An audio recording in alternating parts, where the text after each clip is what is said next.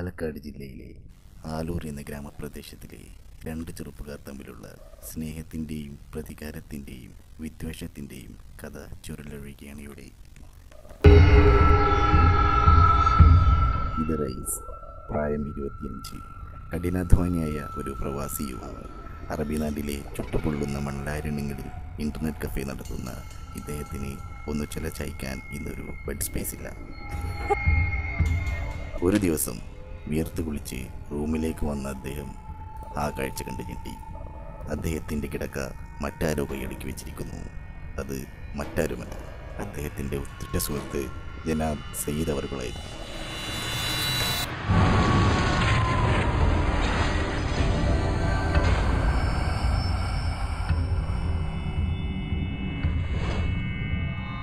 ഒരു സുഹൃത്ത് മറ്റൊരു സുഹൃത്തിനെ ചതിച്ചത് എന്തിനെന്ന ചോദ്യം ഞങ്ങളെ കൊണ്ടെത്തിച്ചത് മറ്റൊരു വഴിത്തിരിവിലേക്കാണ്. ഇത് വെറുമൊരു ബെഡ് സ്പേസിൻ്റെ മാത്രം കഥയല്ല, ഇതൊരു പ്രതികാരത്തിൻ്റെ കഥയാണ്.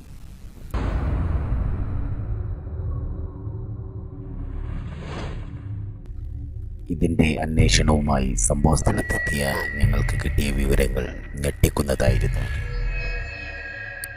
ഈ രണ്ട് വ്യക്തികളെ പറ്റി പറയുകയാണെങ്കിൽ ഓൺലൈൻ ചങ്ങാടിയിൽ ഒരു ഉമ്മ പറ്റ രണ്ട് മക്കളെ പോലെ വേണ്ടാണ് കാലത്തോടെ നടത്തി. പ്രേമിക്കുമ്പോൾ നീയും ഞാനും നീരിൽ വീഴും പൂക്കൾ, ഓളങ്ങൾ തൻ ഏതോ തേരിൽ പകലറിയാതിരവറിയാതൊഴുകുകയല്ലോ, അലയുകയല്ലോ. ഈ സംഭവത്തെപ്പറ്റി കൂടെയുള്ളവരുടെ പ്രതികരണം അനർക്കളമായിരുന്നു. എങ്ങനെയാ പറയാന്ന് എനിക്കറിയില്ല. സത്യം പറഞ്ഞാൽ എൻ്റെ ശബ്ദം ഇട്ടിട്ടുണ്ട്. ഇപ്പോൾ അങ്ങനെ ഒരിക്കലും ചെയ്യാൻ പാടില്ല. കാരണം അത്രയും അടുപ്പം നമ്മളത് കണ്ട് കൊടുക്കാറാണ് ശരിക്കും.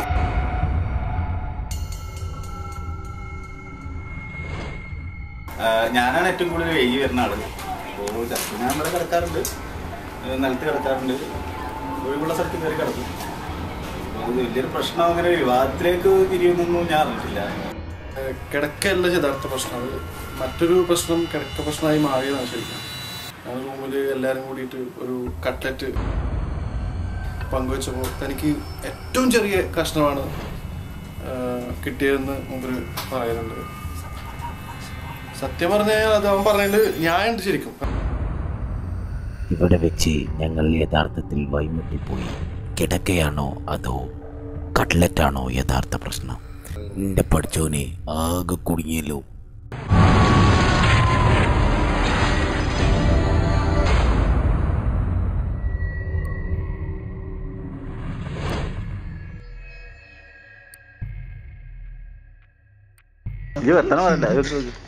സെയ്ത് നമുക്ക് ഒന്ന് പഞ്ഞേക്കല്ലേ?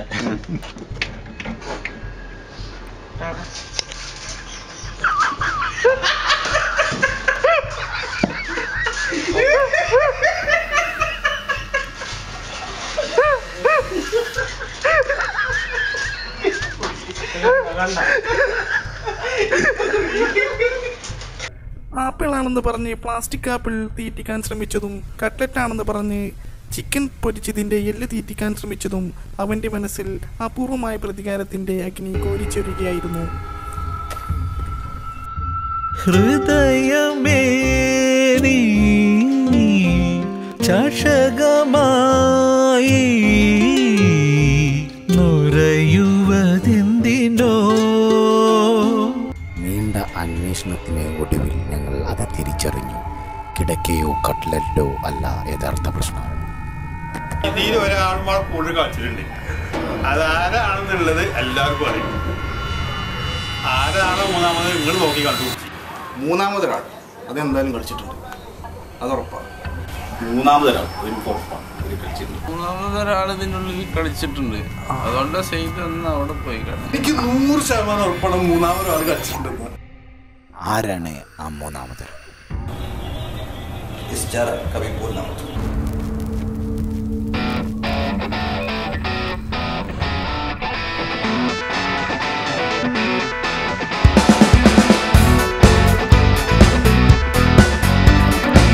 അയ്യപ്പൻ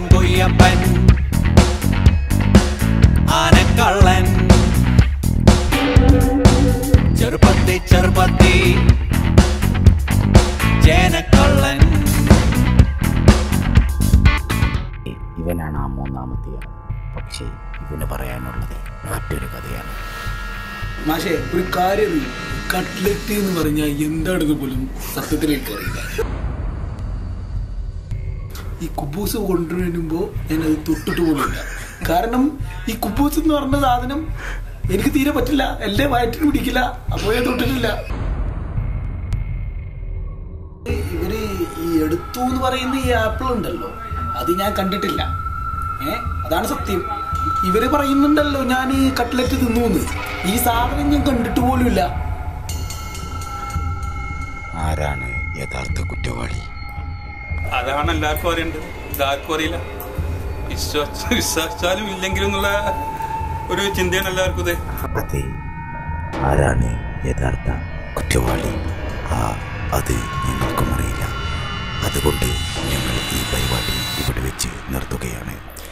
ഇനി നിങ്ങൾ വിശ്വസിച്ചാലും ഇല്ലെങ്കിലും ഞങ്ങൾക്ക് ഒരു തേങ്ങയുമില്ല. 12 महीने में 12 तरीके से तुझको प्यार जताऊंगा रे।